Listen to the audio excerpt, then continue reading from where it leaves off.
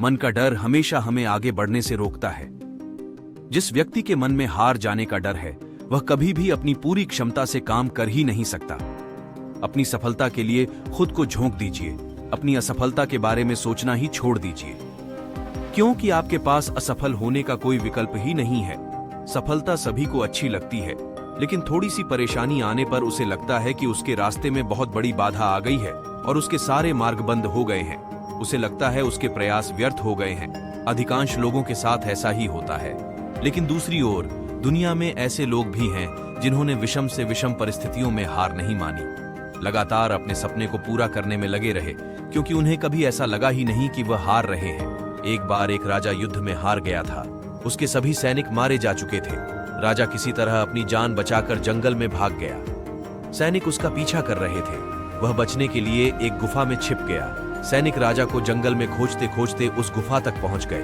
गुफा के अंदर राजा को ढूंढा, लेकिन सैनिक उसे ढूंढ नहीं सके। बाहर आकर सैनिकों ने बड़े बड़े पत्थरों से गुफा बंद कर दी। गुफा बहुत गहरी थी। अंदर की ओर राजा छिपा हुआ था। वह काफी थक चुका था। भूख प्यास की वजह से बेहाल हो रहा था। उसके शरीर में ताकत भी नहीं बची थी। शत्रु सैनिक गुफा बंद करके वहां से चले गए तो राजा अंदर बैठा बैठा सोच रहा था कि अब तो उसका जीवन खत्म हो गया। वह गुफा से कभी बाहर नहीं निकल पाएगा। राजा निराश हो चुका था। तभी उसे माँ की एक बात याद आई। उसकी माँ कहती थी कि कुछ तो कर, यूं ही मत मर। ये बात याद आते ही राजा में फिर से ऊर्जा आ गई। उसने सोचा कि कोशिश किए बिना हार नहीं मानना चाहिए। राजा ने गुफा के द्वार से पत्थरों को हटाने का काम शुरू कर दिया। कड़ी मेहनत के बाद राजा ने बड़े बड़े पत्थर खिसका दिए।